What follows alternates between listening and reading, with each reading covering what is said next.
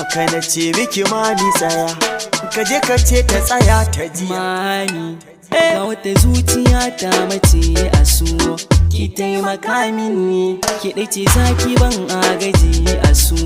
Ga hannu na jani, ba wai rabo da ke ba samun kamata ki ne abin da rudani. Mami ki zo, ina da ke na wuce kyara, yan mata duk akai su shara, ba wanda za na yi wa kara. Ke ɗan yake ishe ne kauna, san ki ɗan na sa a raina, shi ne ke da mini barna, har ya taɓa man gani da jiya. Babu ke gane kaina, mami yar baiwar yarinya, kyakkyawa mai tarbiyya, da ke so na yi tarayya, yar fulani mai alkunya, da ke nake ta alfahari. Karki manta alkawari, sanya mami iya ta gari, mai kyan nunawa a gari.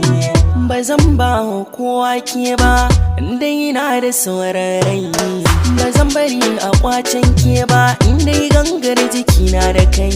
Ashe da ke ya gamu, ke rikici har na ga ya damu. Yan mata nisa ya ji da mu, kin gajiya ma shi ya tada mu.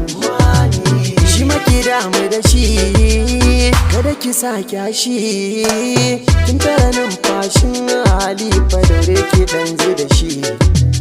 Ki maki ce sai da shi, farin ciki ba shi, kin ga masoyi ne na gaske, gyara zaman ku da shi.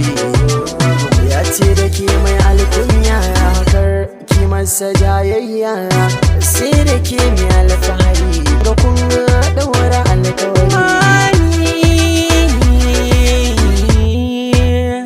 Ki yarda na ba ki gata a so, amince mi yi wa rayuwa ta kauna da so. To kar ki hakin jimami, idan na ga kamar zai tumami, sai yana ta kira gunki mami, kin jimami.